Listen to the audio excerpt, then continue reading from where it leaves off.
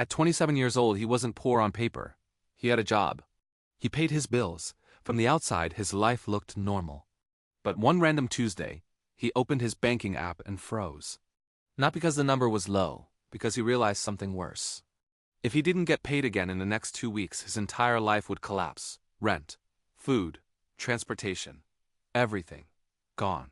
And in that moment, he understood something most people never stop to think about. He wasn't broke because of money. He was broke because his life was fragile. Most people think being broke means earning too little. That's wrong. Being broke means one problem away from disaster, one missed paycheck, one emergency, one mistake, and suddenly everything falls apart. Today, I want to show you the real reason most people stay stuck financially. Why earning more doesn't fix it, and what actually separates people who escape from those who don't, even when they start in the exact same place. This isn't motivation. This is the part nobody teaches you. Here's the truth no one likes to admit. Most people live financially fragile lives. Their entire system only works if nothing goes wrong. And real life doesn't work like that. Think about how most people manage money. They spend what comes in. They react when problems show up. They hope next month will be better.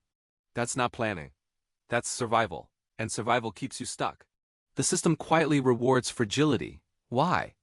Because when you're dependent on your next paycheck, you don't slow down. You don't question decisions. You don't take long-term risks. You just keep running. And running people are easy to control. The man I mentioned earlier didn't suddenly become rich. What changed everything was something far more important. He stopped building his life on hope and started building it on resilience. There are two types of financial lives: fragile and resilient. Fragile lives need everything to go right. Resilient lives can survive things going wrong. Wealth doesn't start with income, it starts with not breaking. Most beginners make the same mistake. They chase growth before stability. They want side hustles. They want investing. They want fast progress. But they skip the foundation. That's like trying to build a second floor on a house with no walls. It doesn't matter how strong the top is, it will collapse. The first real financial goal isn't getting rich.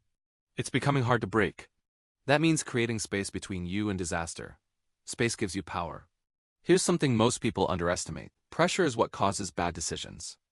When you're under pressure, you spend emotionally. You borrow impulsively. You panic instead of thinking. Resilient people don't make better decisions because they're smarter. They make better decisions because they have time. Time comes from buffers. Not big ones. Not perfect ones. Small ones. Enough to breathe. Enough to think. Enough to say not today instead of I have no choice. Most people fall into debt not because of massive disasters. They fall because of small, predictable shocks. Late fees, repairs, unexpected expenses, impulse decisions under stress. Each one alone feels manageable. Together, they quietly drain everything. Resilient people stop the leaks early. Not through discipline, through design. Here's another truth nobody talks about. Most people don't actually control their money. They let it drift. They hope it behaves. Resilient people decide before money arrives where it goes. Not perfectly. Not rigidly. Intentionally. And intention beats motivation every time. Fragile people react to money. Resilient people direct money. That one shift changes everything. Once stability exists, something interesting happens. People stop obsessing over money and start building options. Options mean choice. Choice means freedom. Freedom doesn't come from income alone. It comes from not being trapped. This is why increasing income without stability often backfires. More money usually means more commitments, more pressure, more stress. Fragility scales with income if behavior doesn't change. That's why so many high earners still feel broke. The biggest lie people believe is this: I'll fix my money once I earn more.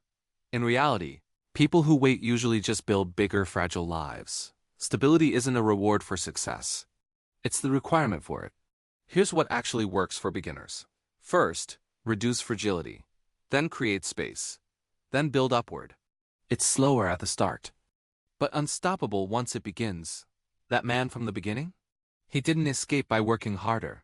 He escaped by making his life harder to break. That's the difference most people never learn. If you want honest, beginner-friendly money education without hype, shortcuts, or scams, subscribe to WealthSense. This channel isn't about getting rich fast. It's about building stability first, So, wealth actually has somewhere solid to grow. Your future isn't decided by how much you earn today. It's decided by how fragile your life is right now. And that's something you can change.